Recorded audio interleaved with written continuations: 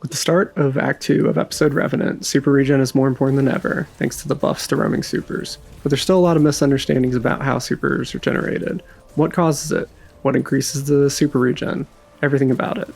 So today I built you another better build crafting video, focused on super regen. I want to teach you how to have your super up more often, how to get it more frequently, how to regen it as fast as possible, and what affects it so that you can build even better. So your builds can be more satisfying, and just really be spamming those supers and making your gameplay a lot more fun. You can see some gameplay here from a Legend campaign mission. We got our super from nothing in about 30 seconds.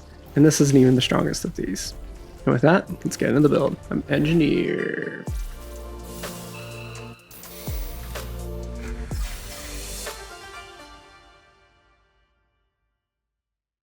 On a high level, there are several categories of what generates super. First, there's passive regen, which is just your intellect, and there's active regen, which is composed of several different groups. Dealing damage and defeating enemies, helmet mods, orbs, and some bonus effects from exotics. So first, let's talk about passive regen and intellect. Back before the 30th anniversary update, this used to be much more significant, but ever since, it's been reduced, and more super regen has been put on the active side instead of the passive side. Intellect controls the super that you regain just by standing there. Now, most cooldowns are around 10 minutes for super, so you'd be standing around for a long time, which is why we mostly will be focusing on active regen. But there's a few points here that are important. As I said before, it's governed by your intellect. Tier 3 is always the base level for all ability controlling stats. Anywhere between 30 to 39 stat points is considered Tier 3. If you go below Tier 3, you get a penalty, which can go up to 31% when you get to Tier 0, which would be 9 points or less. When you go above Tier 3, you get up to a 31% boost all the way at Tier 10, which is a lot of work to get to that. Basically, going from Tier 0 to Tier 3 does just as much as going from Tier 3 to Tier 10. So that's a lot more work for not as much benefit. Generally, you're getting diminishing returns when you go above Tier 3. So my only advice here is try to get to 30 intellect. Not much is needed above that. In a pinch, you could go down as low as 20 intellect, but that should be the absolute bare minimum. And it really is. If you're masterworking your armor and you have the minimum stats possible, you'll have 18 points in intellect just from that. So just a little bit more and you can at least hit Tier 2 and not too much more to hit Tier 3. Moving over to active super generation. One of the most recently changed aspects of this is damage and defeats. So this is super regen based on when you deal damage to enemies or you defeat them. Very straightforward. This is what has been buffed recently with the roaming super buffs. One thing that affects this is the tiers of cooldowns for each super. You can see a simple table here, and I will link the full spreadsheet in the description, but this table shows you the active multipliers for various supers. This does include the 3 times buff to active regen for roaming supers, so you can see some of these are hitting 270% or 300%, but your slowest cooldown ones will be down at 80% of normal, and then some of them will be up to 110%. The roaming super buff of 3 times is given by Bungie, hasn't been specifically tested yet because this is extremely hard to test, but it should be pretty close. There's testing ongoing, and hopefully you have very clear numbers eventually. Another thing here is a snip from the Destiny data compendium, which I will also link in the description, talking about active generation. And the big point here is that primary weapons have the greatest damage to super rate conversion. They're the most efficient. Special weapons are somewhere between 25 to 75% less efficient, but it varies by weapon type, so it's very hard to nail down. Ability damage is also less efficient as well, pretty significantly, and then heavy weapons are a lot less efficient. Based on recent testing, there may be a limit to how much damage at once can be dealt that is converted to supers. So doing too much damage, which probably won't happen with primaries, can hit a cap and then not regen as much super. So because of this, primaries are the most efficient. And because this is damage based, the more damage you do, the faster you get your super back. So you want to up your DPS as much as possible. One of the big factors for this is exotics, because these do 30% more damage to basic enemies. And then if you take a kinetic, it also does another 10% damage to non-boss enemies. So primary and kinetic exotics are very strong for this, but exotic primaries in general are just very good. And ones that have AoE built in are also extremely good. Another thing to keep in mind here are certain weapon effects do not attribute back to the weapon. Say a stasis weapon with headstone, that crystal will attribute to it, but if you shoot a crystal that came from something else, That does not attribute back to the weapon. Scorch from, say, Incandescent on a solar weapon does attribute back to the weapon. Volatile from destabilizing rounds, or Jolt from Volt Shot or Jolting Feedback does not attribute back to the weapon. So keep that in mind when you're trying to get your super up. Those things will count as ability energy, which, as we know, is less efficient than the weapon damage. In a minute, I'm going to play some gameplay just showing you the different rates of super regen. So all of these are using no mods, no exotic, a roaming super just so we can increase those numbers as much as possible so you can see the effect, and no abilities used whatsoever. It's all weapon kills. So we're starting out with a legendary hand cannon, Owlie's main, then Sunshot, which is an exotic hand cannon, then Outbreak Perfected, which is a kinetic exotic, and then a special fusion rifle, Axial Lacuna, which does have Incandescent, so it's getting some AoE kills there, but as I said, attribute back to the weapon. Then finally, a heavy grenade launcher Edge Transit, just so you can see the differences between those.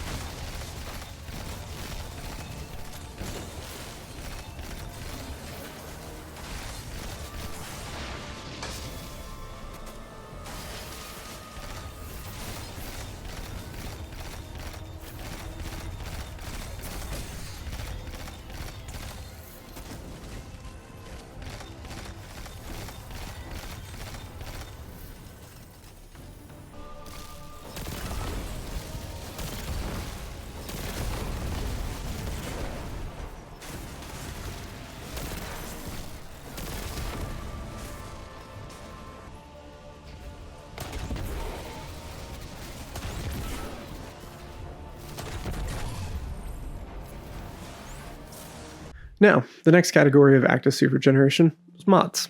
So these mostly sit on the helmet, though we have one outlier, Distribution, which gives a little bit of super back whenever you use your class ability. Pretty small, but just something to keep in mind. The main three are Dynamo, which restores energy on your class ability, Ashes to Assets, which restores super energy on your grenade, and Hands On, which restores super energy on your melee. These are extremely good if you're getting a lot of kills. These will compensate more than enough for not having as much active gain factor on damage and defeats. So keep these in mind. You'll see these snips from the Destiny Data Compendium. A lot of the numbers are not filled in because, once again, it's very hard to test these. Dynamo is the one that will be kind of smaller because it's just using it, whereas Ashes to Assets and Hands On are about each individual kill from it. If you're using something like Consecration with Hands On, you'll get a lot of kills. If you're using a damage over time grenade or a large effect grenade on large crowd, you can get super energy very quickly. One other thing to note, these mods do stack. Ashes to Assets and Hands On do stack up to 3 times. Once again, we don't have these values, but the effects are definitely noticeable when you stack them. So if you have spare mod slots, definitely think about stacking them. Here's going to be another gameplay demonstration, and this is just a simple Prismatic Titan with Consecration and no exotic, and 4 tests. Not using Hands On at all, using 1, using 2, and using 3. So look at that information and you can kind of see what the differences are.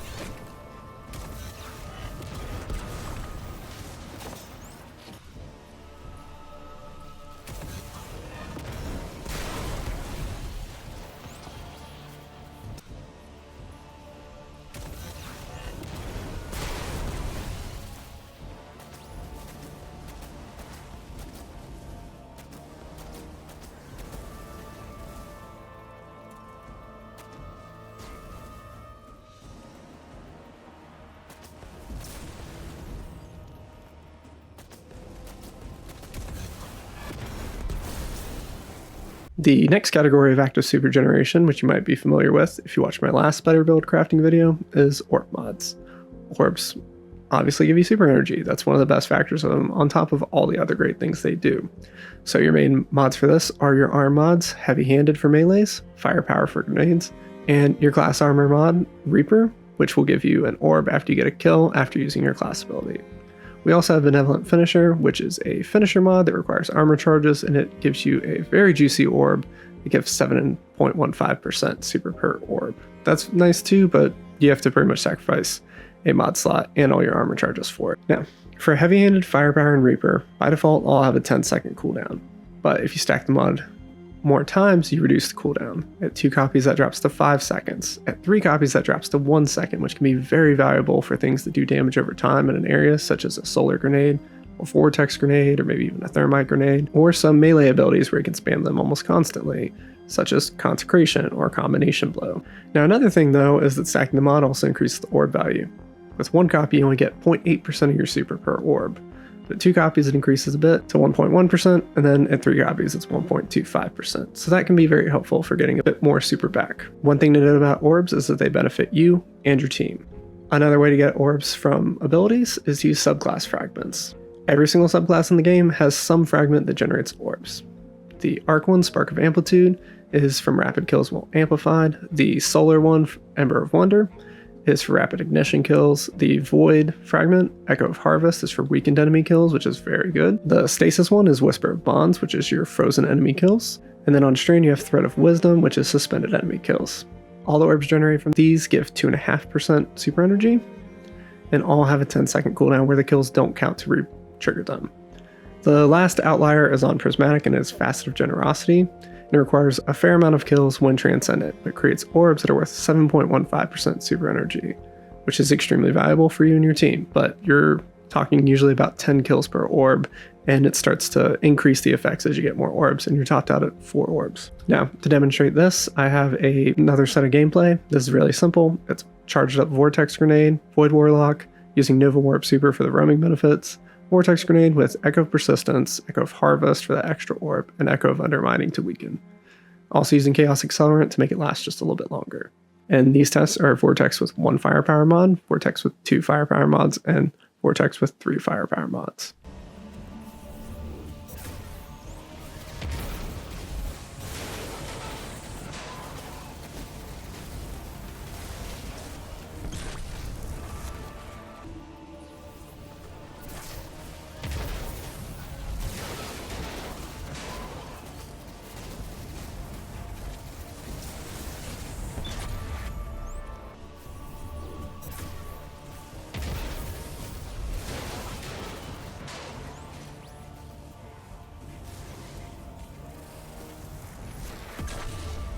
Abilities are not the only way to make orbs. We have a lot of good ways to make orbs with weapons, and we've gotten a few new ones recently.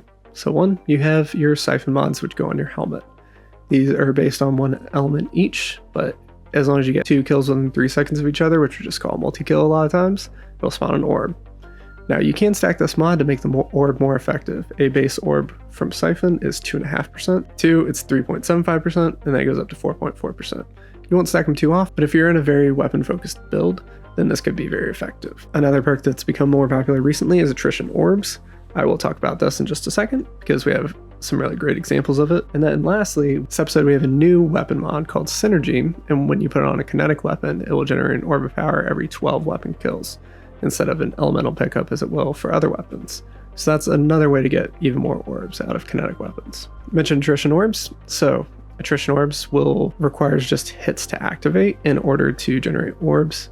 This is typically 67% of the magazine, plus 2 rounded down, which can be a little bit weird. The nicest thing about this recently, though, is that we now have air denial grenade launchers, which tick damage over time, and these can generate a lot of orbs.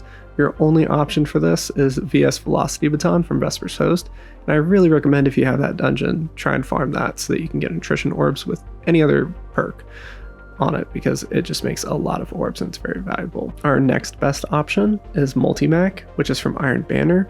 Due to the recent weapon perk combo issues, you can get a free copy of this currently from Banshee, but that probably won't last forever, so definitely go grab this soon.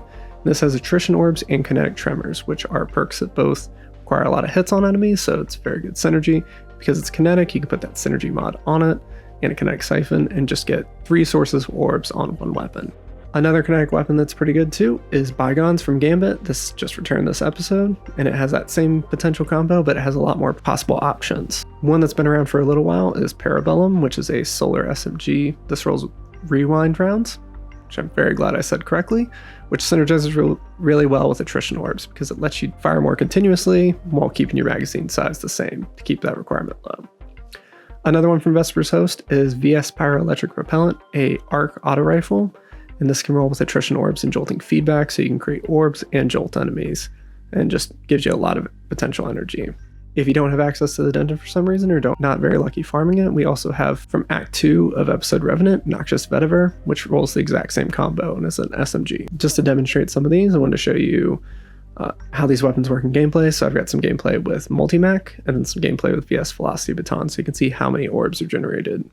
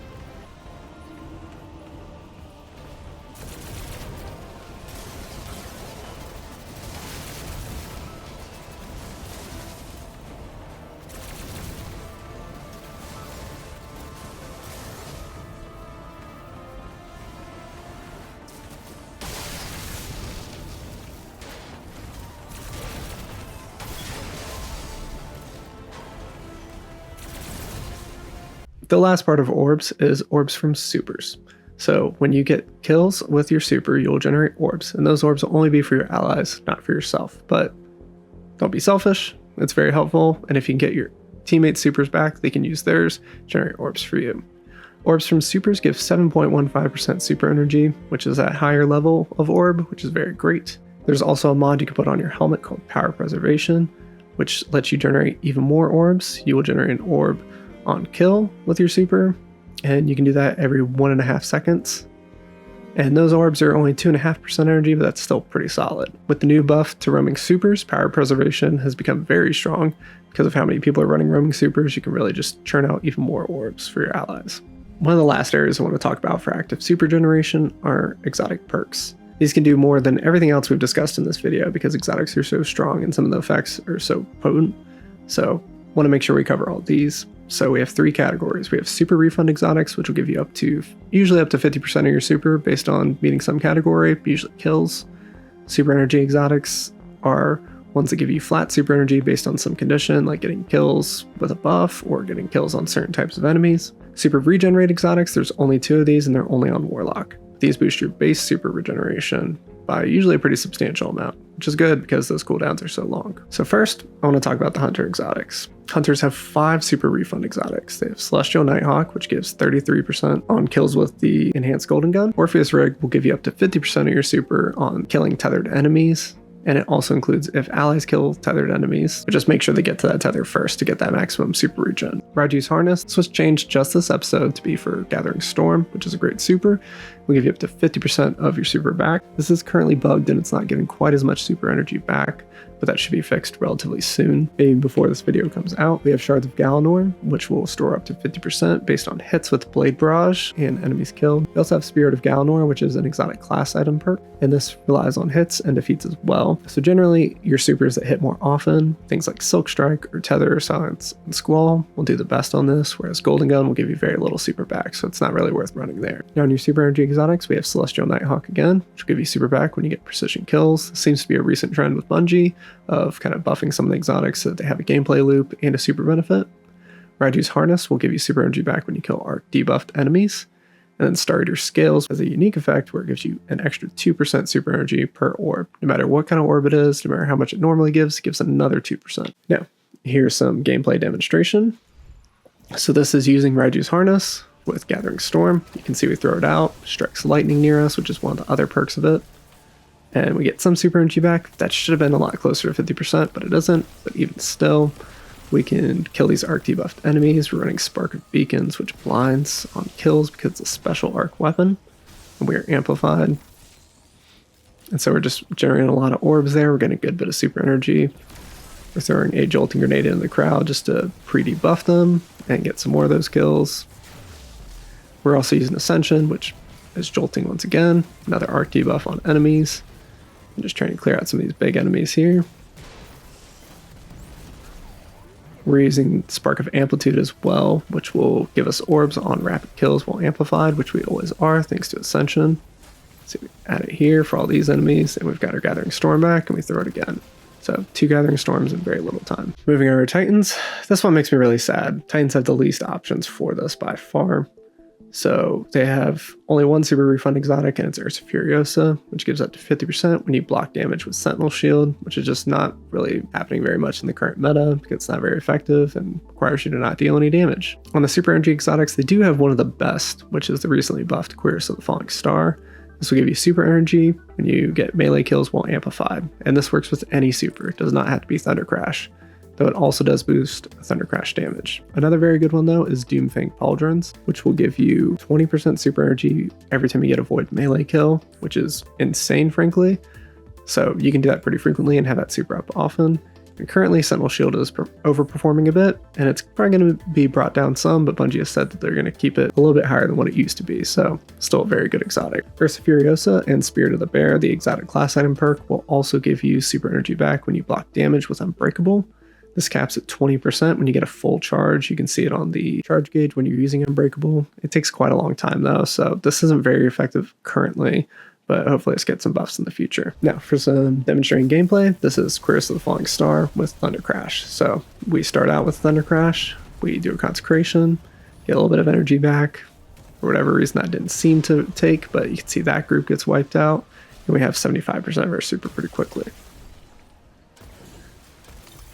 Got a couple more enemies, making sure we have a Transcendence gauge. We hit this group, once again, scorches and ignites attribute back to whatever caused them, including melees, which is why Consecration is so great.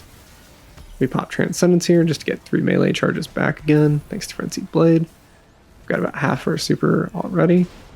Hit these. Larger enemies do give more energy with mods like Hands-On and Ashes assets, so that's very valuable. Hands-On is doing a lot of work here, and we've already got a super back. We just nuke the boss. Moving over to Warlock, they have one of the best suites of super exotics in the game. Under super refund exotics, we have Baldur's Wrathweavers, which will give you super energy back when you buff allies while during your super by using the Pulse on Winter's Wrath. This is currently disabled, so can't try it out right now, but it does pretty well with that. Phoenix Protocol will give you up to 50% of your super back if you or allies get kills within your Well of Radiance. Very strong. Skull of Dire Hamkara. This will give you up to 50% of your super back from getting Nova Bomb kills. So this is going to kind of make it more suited to add clear, but you'll have it up so often anyways that it's not really too bad to use for that. Storm Dancer's Brace is an exotic that I'd never used before the roaming super buffs, but it actually makes Storm Trance pretty strong and will also give you up to 50% of your super back when you get multiple kills with it. Over in super energy exotics, we have Baldur's Wrathweavers again. They can get some super energy back when buffing allies with the Frost Pulse aspect. This is a pretty weak effect though. I hope they buff it because right now it's barely noticeable. GMAG Stabilizers will give you 2% super energy every time you collect an Ionic Trace, which is extremely strong on Arc Warlock. You also have Mantle of Battle Harmony, which will give you super energy back anytime you get weapon kills that match your super, which is pretty easy to do and works on every single subclass in the game. So it's a very great all-around exotic. On top of that, we also have the Spirit of Battle Harmony on the exotic class item, which does the exact same thing, but on Prismatic. We have Skull of Dire Hamkara again, which just got a new effect this episode, and will give you super energy back when you get kills while Devour is active, which is very easy to get on Prismatic or Void, but there's other ways to get on other subclasses as well. And this works on all supers, not just Nova Bomb. Now, the only 2 super regen exotics in the game are Crown of Tempest, which gives up to 503% additional regen rate for your super when you get arc ability kills, or Jolt kills, which is an extremely strong effect, but it's because the super regen rates are so slow normally. There's also Nezarec Sin, which give up to 200% regen rate for your super whenever you get any void kills, whether it's ability or weapon kills. Now, I want to show you some gameplay. Demonstrate this. So this is with Skull of Dire Hamkara. We use it for a crowd of enemies. Instant 50% of our super back because we killed enough enemies with it. And then we just start using our weapon, which is Graviton Lance, a very strong Void primary that is exotic. So it's taking advantage of that full active damage and defeats. And we're also getting that Skull of Dire Hamkra effect where we're getting kills while Devour's up. Because all of our ability kills on Void will give us Devour because we have Feed the Void. Got our second Nova Bomb up here. Use it on this crowd to get that regen back. And then we're just going to continue killing enemies with Devour up to get the super back more. Just a bit of heavy ammo here for stronger enemies. Throwing our grenades. Devour will also be giving our grenade back consistently. Just kind of working down these enemies with the weapon. Doesn't always feel great to be using the exotic primary. Just on stronger enemies is Legend Campaign, so you can regen pretty quick. But you see we've got a third Nova Bomb back, and we just use it to nuke the boss. I just want to give you a few conclusions to work off of and some tips. So if nothing else, just come back to this. On passive regen, maintain 30 intellect. Any more is pretty much a waste because the diminishing returns on it. Having less will give you a penalty to your super regen rate. I would never go below 20 at the very minimum. Exotic primaries, especially kinetic primaries, are the most efficient for super regen from damage and defeats due to the intrinsic damage buffs to them.